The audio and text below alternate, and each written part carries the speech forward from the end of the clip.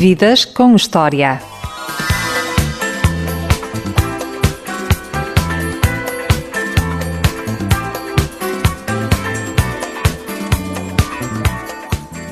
O meu convidado é detentor de um currículo desportivo invejável. Considerado por muitos como o melhor judoca português de sempre, foi em Sydney, nos Jogos Olímpicos de 2000, que atingiu o ponto mais alto da carreira, ao conquistar a medalha de bronze. Boa tarde, Nuno Delgado. Boa tarde, Diogo. Obrigado pelo convite. A sua vida podia ser outra coisa qualquer que não o judo? Eu penso que, obviamente que sim, não é? O judo acabou por ser uma escolha que fiz na vida, que poderia ter sido para o outro lado qualquer, mas obviamente também te confesso que a vida que escolhi, obviamente que o judo é uma das partes mais importantes nela. A infância foi passada em Santarém, embora tenha nascido em Lisboa. Que recordações tem dos campos ribatejanos? Eu mudei-me para Santarém aos 6 anos de idade com a minha família. Foi um processo difícil porque vinha de uma grande cidade onde tinha um grupo de amigos, tinha, portanto, todas as minhas relações pessoais aqui em Lisboa. E Santarém, apesar de ser uma cidade fantástica, é uma cidade mais de interior, do Ribatejo, com uma cultura completamente diferente de Lisboa, e confesso que inicialmente foi difícil, passávamos quase todos os fins de semana a desejar voltar para Lisboa, mas depois, pouco a pouco, e também por grande influência do judo, fui-me adaptando e criando raízes que depois foram difíceis de largar quando tive que voltar para Lisboa para iniciar os estudos universitários. No entanto, foi lá, na casa do Benfica de Santarém, embora sendo um portista convicto, começou a praticar judo. Sem dúvida. Um ano após ter chegado a Santarém, surgiu o convite por parte do meu padrasto, que já tinha praticado judo, e também foi também um conselho do psicólogo que tínhamos na altura. Aconselhou que seria aconselhável eu poder praticar judo para me dar mais tranquilidade, libertar algumas energias a mais que eu tinha na altura, e pronto, surgiu essa oportunidade. Eu não fazia a mínima ideia do que era o judo, era total desconhecimento para mim, e lembro perfeitamente que fui com a minha mãe e com a minha tia à Casa do Benfica de Santarém, uma coletividade que tinha entre judo, ginástica e outras atividades, e de fato treino. Lá fui eu experimentar judo pela primeira vez. Confesso que foi um amor à primeira vista. As sensações que eu tive no primeiro treino de judo foram fantásticas e fizeram-me estar junto da modalidade até hoje. E no liceu, como era? Não aplicava o judo no recreio, pois não? Não, de todo. Os meus dois primeiros treinadores, os meus dois primeiros mestres, eram pessoas que, apesar de terem começado judo mais tarde e não serem referências internacionais a nível técnico, mas eram pessoas com uns valores muito, muito bons e que souberam-me transmitir a verdadeira essência do judo. Apesar do nosso clube ser um clube pequeno, com poucas condições e não tinha uma grande historial de resultados desportivos, mas deram-me uma formação ótima e portanto, obviamente que a responsabilidade que eu sentia no dia-a-dia por ser judoca e por conhecer as técnicas do judo faziam que eu nunca me passasse pela cabeça utilizá-las de uma forma indevida. Obviamente que numa situação em que fosse posto em perigo, tentaria utilizar os princípios do judo, mas penso que isso nunca chegou mesmo a acontecer. Nem ao longo da vida? Olha, eu costumo dizer que o judo já me ajudou em muitas situações, principalmente para evitar problemas, para evitar situações de conflito, principalmente por aí, porque nós temos uma capacidade de antever o perigo, de nos colocarmos numa posição se calhar mais inteligente, de alguma forma evitar o confronto físico, que pode ser evitado, mas numa situação em que não seja mesmo possível, pois utilizarmos isso para a nossa defesa. Em Santarém começou a estudar, foi aí que decidiu que a área de Educação Física, na qual mais tarde iria fazer a licenciatura, seria adequada. Nunca tive dúvidas em relação à área que iria estudar. Não, sim e não. Eu sempre fui uma pessoa que tinha gosto pela área das ciências. Era bom aluno? Sim, posso dizer que era um aluno, não era aluno de 19 e 20, mas era um aluno médio, com boas médias, sempre tive boas notas, nunca chumbei. Sim, e os meus pais valorizavam bastante essa parte, independentemente dos compromissos esportivos que tinha, sempre tentei ter boas notas. E tinha gosto pelo conhecimento, pela aprendizagem, e como te dizia, houve ali uma altura em que eu estava muito inclinado para seguir ciências, biologia, coisas ligadas ao conhecimento da natureza, etc. Mas depois o contacto com o desporto foi crescendo de tal maneira que acabei, e pela influência também dos bons professores que tive no Liceu de Sá da Bandeira, em Santarém, acabei por escolher a opção de desporto.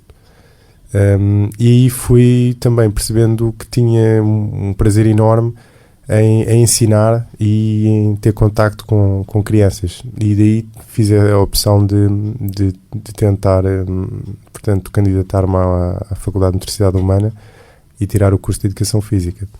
Mas um ano antes de começar a tirar o curso já estava em Lisboa. Aos 17 anos agarrou nas malas e vem para Lisboa, para o Sport Algés, e dá fundo. Exatamente. A treinar, a aprender, mas já num ritmo mais competitivo. A transição para Lisboa foi uma etapa importante para mim. Obviamente que, como qualquer transição... A pacatez do Ribatejo para o stress, para a velocidade, para a vida, da forma intensa como os lisboetas. Sem dúvida. Eu posso dizer que tive uma adolescência com ótimas experiências. Tinha um grupo de amigos muito bom. E vivíamos, Santarém não é uma cidade muito grande, mas tínhamos um grupo muito sólido de amigos, e eu estava muito bem integrado nisso. Tinha a minha namorada em Santarém também. Quando vim para Lisboa, passei a viver sozinho, que é uma primeira etapa difícil. Depois para um grande clube, um clube com muitos atletas, onde eu me perdi de certa forma um pouco, habituado a um clube onde nós estávamos sempre no centro das atenções. O ritmo da universidade, que também não é fácil. E vida académica? Vida académica não muito. Eu confesso que nunca senti assim grande paixão pela vida académica, embora tivesse uma turma com grandes amigos que ainda partilhamos a amizade, mas eu ia à universidade para estudar e frequentava muito pouco tempo, não perdia tempo, entre aspas, na faculdade, embora vivesse muito próximo, porque entre os treinos, entre as idas a Santarém, tudo isso, sobrava um pouco tempo e portanto, ia lá fazer aquilo que tinha a fazer. Obviamente que passei pelo período dos caloiros, as festas, tudo mais, mas não, ao contrário de muitos dos meus colegas que viviam praticamente na universidade, não tive essa oportunidade, e também não me aliciou muito, porque estava muito envolvido mais na parte esportiva. E como conseguiu conciliar os estudos, as namoradas e os treinos? E claro, a família também. Olha, eu acho que com naturalidade, porque quando desde pequeno tu ganhas hábitos de teres que conseguir conciliar a escola, as tuas atividades desportivas e não só, a relação com os teus amigos, com a família, isso torna-se um hábito e portanto ajuda-te a ganhar algumas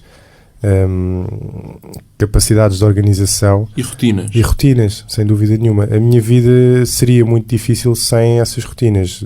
Até hoje mantenho essas rotinas. Eu acho que isso é importante. Eu tive essa sorte de ter esse estímulo por parte dos meus pais, Obviamente que não é fácil e temos que saber de vez em quando abdicar de algumas coisas para num futuro próximo conquistarmos os nossos objetivos, sejam eles a nível desportivo, a nível académico ou mesmo a nível pessoal. E uma das coisas que eu tive algum orgulho na minha carreira desportiva, não tanto pelas medalhas, mas mais pelo aquilo que eu consegui fazer durante esse período, porque não deixei de estudar, não deixei de ter contacto com os meus amigos, não deixei de viver a minha vida de uma forma bastante eclética e ao mesmo tempo consegui atingir alguns objetivos importantes a nível desportivo. Eu acho que isso é muito importante e há muita gente que se fecha muito no desporto e vive aquilo com tanta intensidade que acaba por não ter vida, e isso não é nada positivo. Mas lá está, não é fácil, principalmente num país como Portugal, que há muitas limitações, toda a gente sabe, a nível desportivo e não só, mas é um exercício que, se começarmos desde pequenos, obviamente que nos prepara para termos mais sucesso na vida. Os treinadores Rui Domingues e Pedro Cristóvão foram pessoas muito importantes para esse desenvolvimento e para chegar ao patamar que chegou. Sim, sem dúvida nenhuma, e também acrescentava o professor José Branco, que, portanto, era o responsável máximo da secção de judo do Sport Ausés da Fundo. Estas três pessoas souberam me integrar em Lisboa, deram-me apoio, foram quase uma família para mim. E conseguiram-me incutir hábitos em termos de treino e em termos de mentalidade competitiva, que são o espírito do Algés, que me ajudaram imenso, porque eu, quando cheguei a Lisboa, o meu nível de treino era baixo comparativamente àquilo que se pretendia a nível internacional, e após 2 anos de adaptação que tive em Lisboa, comecei rapidamente a ter grandes resultados internacionais e obviamente devo muito a estes 2 treinadores que me apoiavam todos os dias, e ao professor José Branco, que era, digamos assim, o grande mentor daquela instituição, e que era a pessoa que tinha talvez um lado mais humano, que não estava tão preocupado com o treino performance técnico, esportiva, mas que também ia sabendo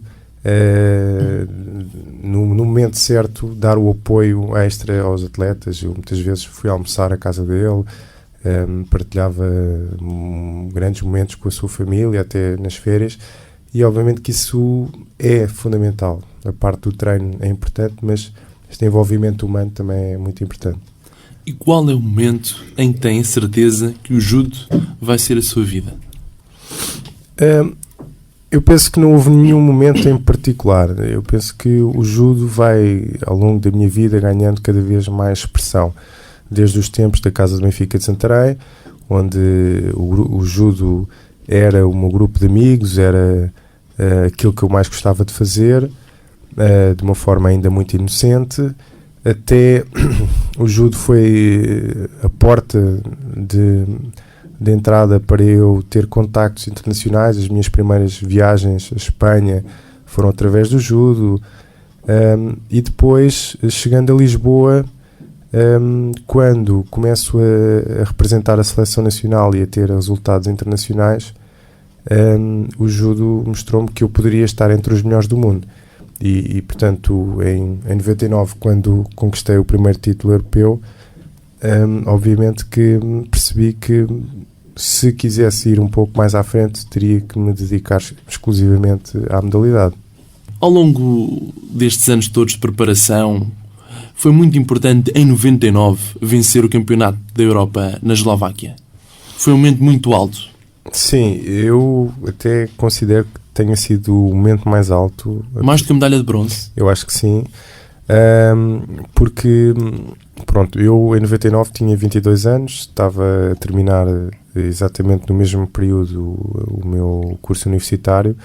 Foi um ano bastante intenso em termos de compromissos, e a título pessoal eu queria, de alguma forma, afirmar-me e mostrar que tinha talento para poder continuar a investir na alta competição e poder sonhar em estar nos Jogos Olímpicos. Esse era o o momento que eu vivia. No período de preparação para esse Campeonato da Europa, os resultados que eu tive não foram exatamente aqueles que eu ambicionava. Eu precisava de ter uma medalha, mais uma medalha internacional, para poder ser reconhecido pelo Comitê Olímpico e ter alguns apoios para poder preparar para os Jogos Olímpicos. Entre os quais uma bolsa de Estado permitiu Exatamente. a preparação depois para os Jogos Olímpicos. Exatamente. E portanto eu coloquei como objetivo pessoal a última etapa para essa tentativa de fazer parte desse apoio, o Campeonato da Europa. E aquilo que eu tinha decidido a título pessoal era, ou eu fazia um resultado que na altura era um 5º lugar, ou então eu ia reduzir o meu investimento no judo, digamos assim, e ia apostar na minha carreira profissional, porque obviamente que era quase impossível conciliar as duas coisas, e pronto, fiz essa opção clara. Felizmente o campeonato correu muito bem, foi um resultado inédito para o judo nacional, e deu-me uma oportunidade e a confiança de acreditar que estava entre os melhores do mundo e que realmente valia a pena fazer essa aposta e investir, dedicando-me exclusivamente ao judo. E foi o ponto de partida para a preparação para os Jogos Olímpicos de Sydney, onde acabámos por conseguir conquistar uma medalha. E como era o dia-a-dia em Sydney? Outro continente, outra forma de estar na vida? Olha, em Sydney exatamente não te posso dizer, porque nós não estávamos em Sydney, nós estávamos na aldeia olímpica e acaba por ser um momento um pouco sui generis, porque os Jogos Olímpicos são uma altura em que nós vivemos uma forma de estar diferente. Temos uma aldeia olímpica onde estão os melhores atletas do mundo, que eu de certa forma considero como representantes de toda uma forma de estar na vida de vários países do mundo, mas que convivem todos em grande solidariedade, em grande espírito de fair play. Os Jogos Olímpicos, competição em si, não diferem muito daquilo que são os campeonatos do mundo, os campeonatos da Europa e outras provas, mas os Jogos Olímpicos, evento, sim, porque é a única altura em que nós temos todos esses países a conviver em solidariedade, nos mesmos alojamentos, partilhando a comida, a cultura. Existem uma data de eventos que acontecem e que acompanham as provas. E eu costumo dizer que os Jogos Olímpicos era o ideal da nossa sociedade. Se nós vivêssemos sempre num ambiente de Jogos Olímpicos, era fundamental, era fantástico. Mas, portanto, essa experiência para mim foi única. Depois, existem a cerimónia de abertura, que é uma festa fantástica. O facto de estarmos em contacto com as nossas grandes referências mundiais. Eu tive a oportunidade de estar com o Muhammad Ali, com Gustavo Kuerten, com tantos grandes atletas mundiais frente a frente, a conversar com eles de igual para igual. É uma experiência inesquecível. Qual é a primeira memória que te vem à cabeça quando eu digo os Jogos Olímpicos de Sydney 2000? Acima de tudo é isto. Mais do que a medalha. Mais do que a medalha. Porque isto, para mim, era um sonho de criança.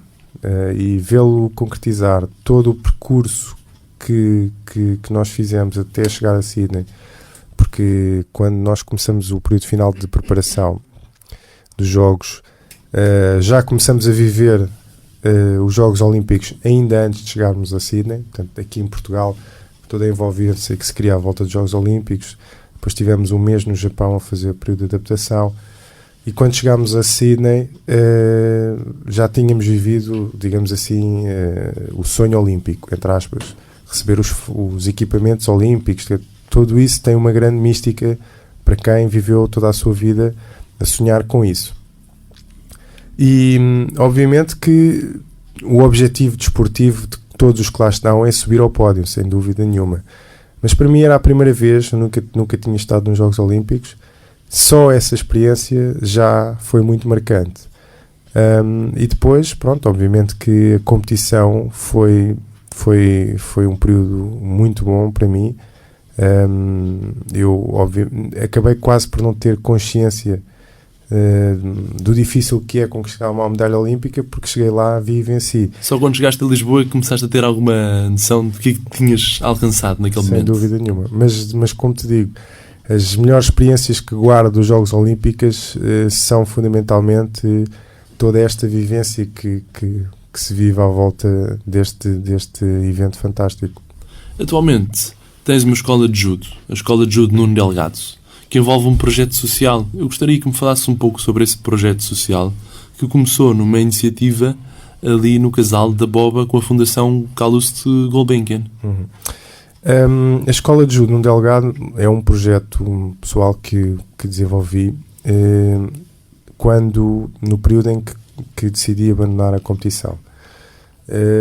Nessa fase da minha vida, após ter regressado dos Jogos Olímpicos de Atenas, que foi uma altura em que portanto, os meus objetivos não foram atingidos, houve ali um período um bocado difícil a nível pessoal de interiorizar o facto de não ter conseguido bons resultados, o facto de ter tido algumas lesões que me incapacitaram bastante, e o facto de pensar a minha vida vivia em função do judo, de competição, e agora qual é que será a opção a tomar? Continuar a insistir e tentar voltar outra vez a sonhar em Pequim, ou fazer outras opções e mudar de vida? Acabei por escolher a segunda opção, e então iniciei 3 grandes projetos, que foram a Escola de Judo Nuno Delgado, uma pequena marca de roupa chamada Nuno Delgado Wear, e a criação do site nundelgado.net. Esses 3 projetos faziam parte de um plano que eu tinha, que fundamentalmente era a minha resposta às dificuldades que eu senti e que eu observei ao longo do meu percurso, tentar responder a essas dificuldades e essas limitações que eu fui sentindo, criando um projeto educativo e desportivo. Nunca te esqueceste de onde é que vieste e o que tiveste de passar para chegar onde chegaste? Sem dúvida nenhuma. E mostrar às pessoas que era possível fazer melhor, era possível fazer diferente e melhor. E isso foi fazendo crescer a escola de judo, que, tendo como objetivo proporcionar o judo a todas as pessoas, obviamente chegou a um período em que criou também a sua vertente social, e portanto, com esse projeto, em conjunto com a Fundação Calouste Gulbenkian, criámos o primeiro centro AGME, que é um centro de apoio social de judo, que teve imenso sucesso e que hoje em dia já há vários espalhados por todo o país. Permitiu fazer outros centros, outros modelos de integração social, usando o judo sempre como um instrumento de integração social. E este ano estiveste no Campo Pequeno, numa aula de judo. Queres contar um pouco como foi esse evento, que foi de preparação para aquela que no dia 11 de junho de 2011 vai ser a maior aula de judo do mundo, no Terreiro do Paço, em Lisboa? Queres falar um bocadinho e contar um bocadinho como foi essa aula do Campo Pequeno, a preparação para este grande evento que vai ser a maior aula de judo do mundo? Portanto, esse foi a primeira etapa, digamos assim, deste grande projeto que se chama Achieve, Collect and Give Back, e que irá culminar com a organização da maior aula de judo do mundo aqui em Portugal, mais concretamente em Lisboa.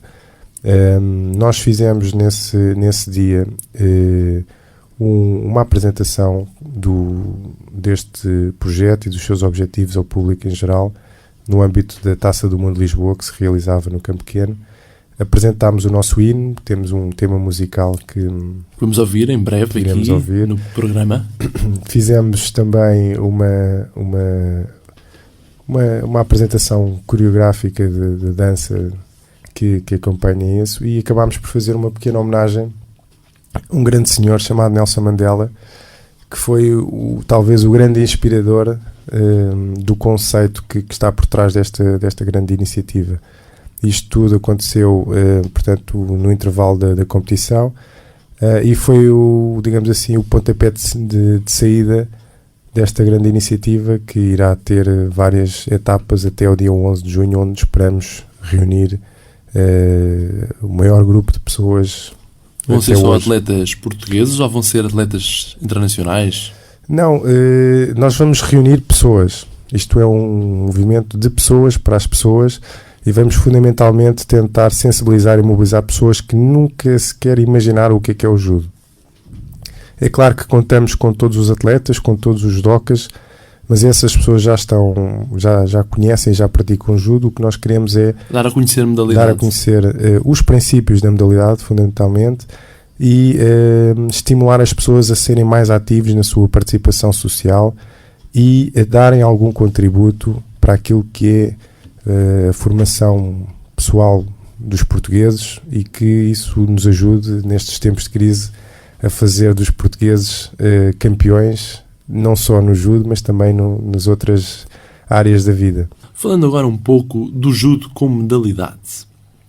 Tem vários cintos, tem o kimono.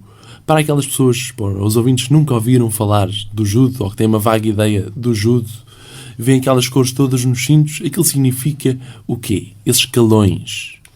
Bom, se calhar ia um bocadinho mais atrás e Sim. explicar um pouco a gênese do judo. O judo é uma modalidade que tem origem em 1882 pelas mãos de um senhor chamado Jigoro Kano, japonês, que era uma pessoa ligada à educação, mas que praticava jiu-jitsu, uma arte marcial que antecedeu o judo e que está na origem das técnicas de judo.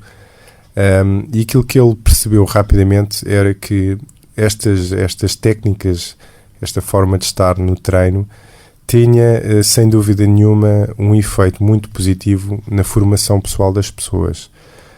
E ele, então, do estudo e da aprendizagem dos vários estilos das diferentes escolas de jiu-jitsu, criou a sua própria escola, chamada Judo Kodokan, onde tentou adaptar essas técnicas de forma a não serem tão perigosas, que não porem em causa a integridade física das pessoas, e também de maneira a que se transformassem num método de formação pessoal, onde se trabalha de forma equilibrada a parte mental e a parte física. Portanto, essa foi a gênese do judo, foi daí que ele se criou. Fundamentalmente, o Jigoro Kano preocupa-se que, através da prática do judo, através da prática desta forma de luta, as pessoas conseguissem ganhar certos conceitos importantíssimos para a sua vida pessoal. Como autoconfiança, por exemplo. Como, por exemplo, isso. Daí que o judo é praticado num dojo, que é uma sala própria, que tem um conjunto de cerimónias muito, muito particulares. É praticado com um kimono de judo, mais especificamente chamado judogi, que é constituído por um casaco, umas calças e um cinto. O cinto tem a particularidade de, para além de segurar as calças, serve fundamentalmente como o cinto tem um simbolismo de responsabilidade. A partir do momento em que a pessoa usa um cinto de judo, passa a ter a responsabilidade de ter portanto, algum cuidado com a pessoa com quem está a praticar e de ter algum cuidado em saber utilizar de uma forma correta as técnicas e estes princípios que lhes têm sido ensinados. Inicialmente existia apenas o cinto branco, o cinto de aprendizagem, e o cinturão negro, que é um cinto que representava que essa pessoa já tinha conhecimentos suficientes. O mestre do judo. Não tanto. Apesar das pessoas pensarem que o cinto negro é o cinto do mestre, não é exatamente isso. Há muita gente que já tem cinturão negro. Eu, por exemplo, tive cinturão negro aos 17 anos, e isso não faz de mim um mestre. O mestre é a pessoa responsável pelaquela turma, é quem todos os alunos devem, portanto, os conhecimentos que vão aprendendo. E para isso é preciso um bocadinho mais. Agora, sem dúvida nenhuma, o cinto negro significa que, naquele momento, tu já estás preparado para aprender judo. Antes, ainda estás num processo de aquisição, de aprendizagem, para poderes começar a perceber a verdadeira essência do judo. A partir do momento em que és cinturão negro, de certa forma, estás qualificado para perceberes a verdadeira mensagem que está por trás da prática do judo. A essência do judo. Sem dúvida. Entretanto, com a evolução pedagógica do judo, pensa-se pela mão de um mestre japonês que veio para a Europa, mais nomeadamente para a França, Kawashi, criou-se estes cintos com cores, porque os jovens e as crianças que praticavam judo ficavam durante demasiado tempo com o cinto branco, e achou-se que era mais pedagógico criar algumas etapas de aprendizagem. Estimulava mais os jovens. E então criou-se o cinto amarelo, o cinto laranja, o cinto verde, azul e por aí dentro. Já agora, qual é a tua cor favorita? A minha cor favorita... eu não tenho uma cor favorita, mas gosto muito do azul, gosto muito... Gostas de viajar? Adoro viajar. Qual foi o destino mais paradisíaco ou mais cultural que gostaste de viajar? Olha, recentemente tive uma viagem a uma ilha nas Caraíbas chamada Curaçao, que sem dúvida nenhuma foi uma das melhores experiências que já tive. Uma ilha fantástica, uma ilha que curiosamente tem uma grande influência portuguesa, porque por causa da questão dos escravos na altura dos descobrimentos, grande parte das pessoas que vivem em Curaçao têm ascendência cabo-verdiana. Inclusivamente lá fala-se uma língua chamada papiamento, que é muito parecida com o crioulo que se fala em Cabo Verde. E foi uma ótima experiência. E, curiosamente, as minhas grandes viagens têm sido sempre feitas muito à conta do judo. A viagem a Sydney também foi... É juntar o útil ao agradável. Exatamente. E o melhor momento da tua vida foi o nascimento da tua filha?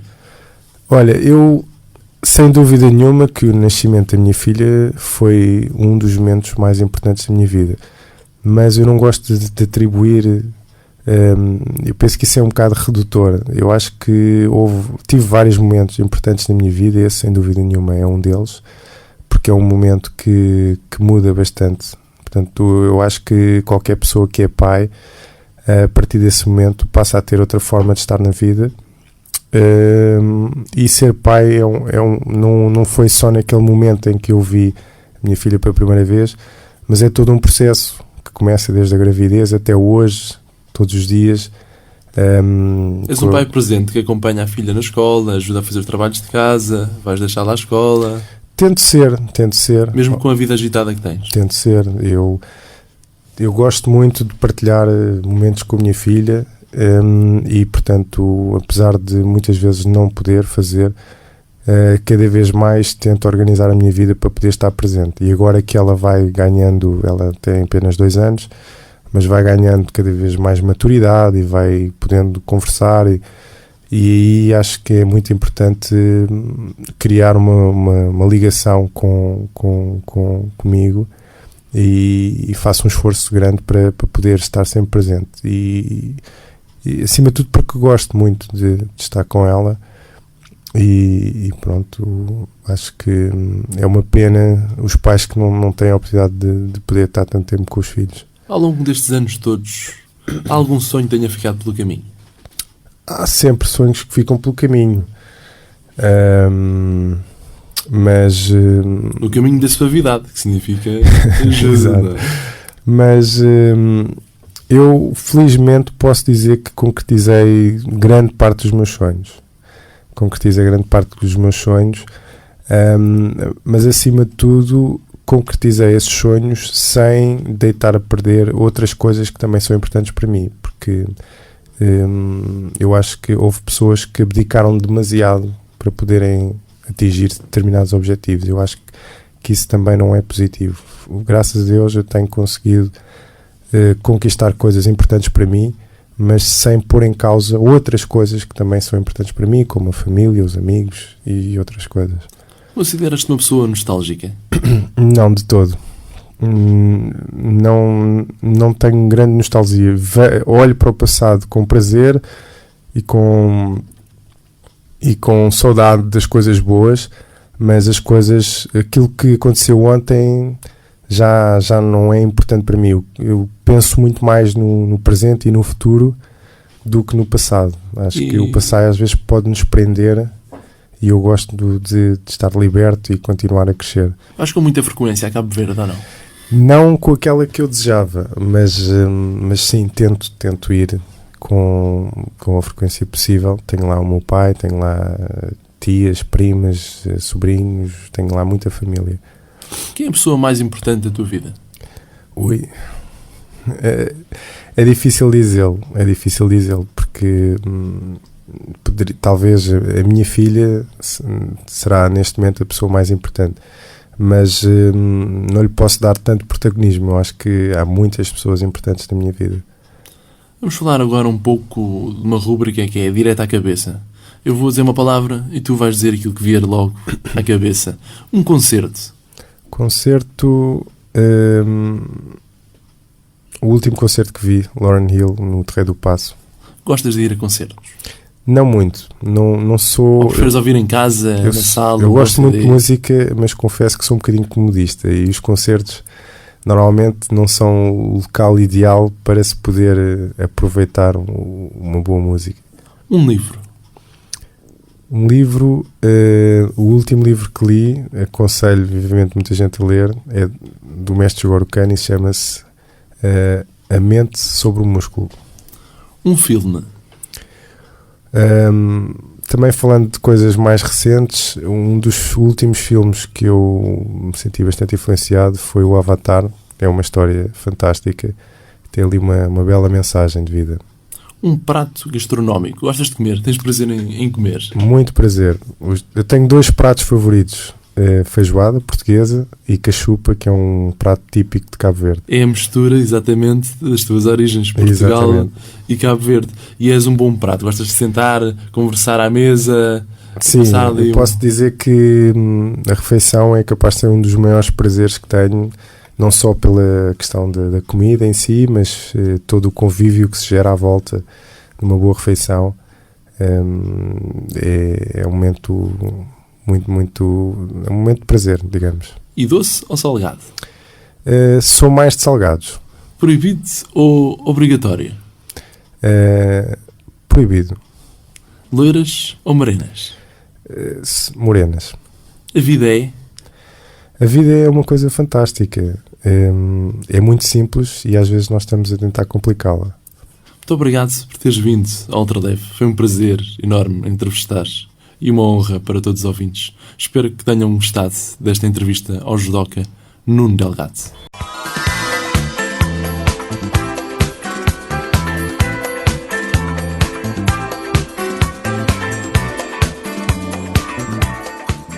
Eu sou o Diogo Marcelino e este foi mais um Vidas com História, a grande entrevista na rádio Ultra FM. Para ouvir em 88.2 ou então na internet sempre que quiseres em ultrafm.pt.